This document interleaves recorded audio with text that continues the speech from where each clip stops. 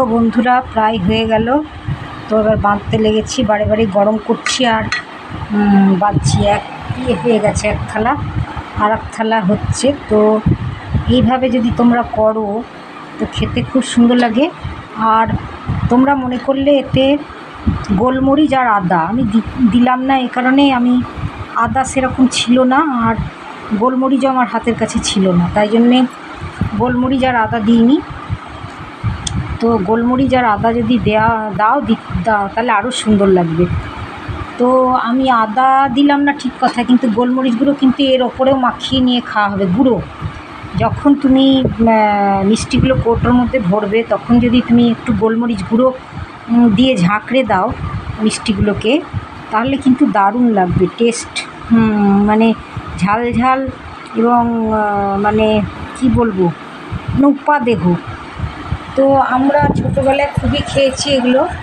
তো ওই আর কি, কালী পুজোর সময় যেতাম যখন 6 রকমের পাক মিষ্টি আমাদের মৌলটিতে হয় কালী পুজোতে, তো ওই লোক দ্বারা করানো হতো। তো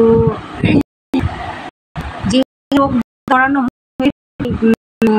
দেখে, কিন্তু অত আমরা নিজেরা করিনি, তাই অনেক জায়গায় আমাকে শুনতে হয় যে আমি এসব কিছুই জানি না, কিন্তু জানি সবই, করার দরকার পড়েনি, করিনি।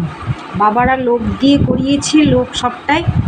হ্যাঁ, আমরা লেখাপড়া, গান বাজনা, সেলাই পড়াই এইসব নিয়েই থেকেছি, করেছি। স্টেজ ফাংশন, কম্পিটিশনে যাওয়া এইসব করেছি, তার জন্য আমার দরকার পড়েনি। আমার মাকেও করতে হয়নি এগুলো। তো লোক দ্বারা করানো হয়েছে।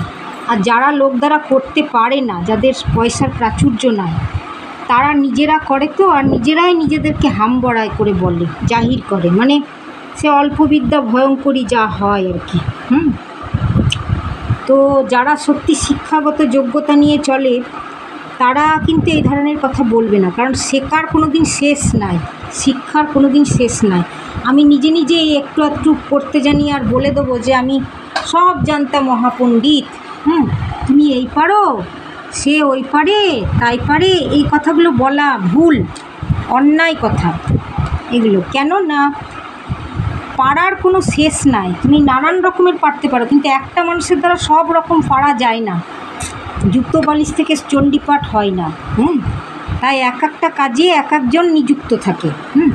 রাজমিস্ত্রির কাজ আমার বলে যে তুমি রাজমিস্ত্রি জানো, সেটা কি হয়? সে মানুষ এবং ভগবান